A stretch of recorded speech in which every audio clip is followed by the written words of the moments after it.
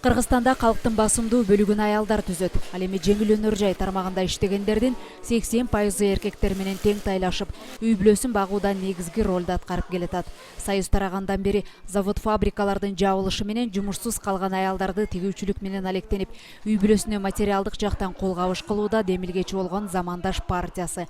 Өзү жаш болсо да кыз келиндердин башын бириктирип, аларды туруктуу жумуш орундары менен камсыз кылып, жумасына маянасын берип турган жаш ишкерлердин бири Айсель Атабекова 14 жылдан бери элдердин социалдык абалын жакшыртуу менен убара болуп, андагы маселелерди чечүүдө майнап чыкпагандыктан өйдөдөн отуруп аларга жакындан жардам берүүгө убакыт келди дейт жаш ишкер. Замандаш бул тигүү тармагында иштеген жумушчулардын укугун коргоп келет. Замандаш бул чет өлкөдө жүргөн мигранттардын укугун коргоп келет.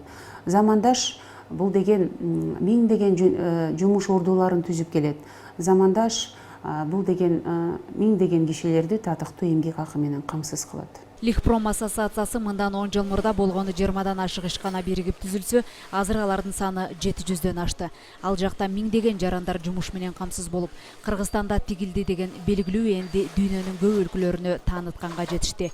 Ошентип карапайым элдин социалдык турмушун жеңилдетүүдө Замандаш партиясынын орду дайыма актуалдуу.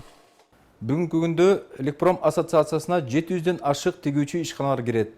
Замандаш саясий партиясы тигүү тармагына жардам жана шарт түзүп берген.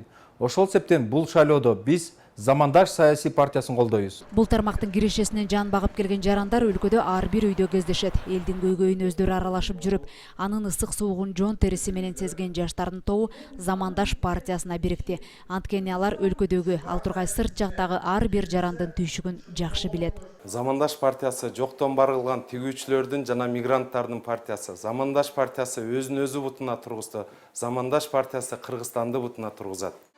Замандаш партиясы буга чейин бийликке аралашпаган, ар кандай тармакта эмгектенип, ошол чөйрөнүн кемчиликтерин көргөн дилгир жаштардан куралган. Булар элге эч кандай кургак убадаларды берген жок.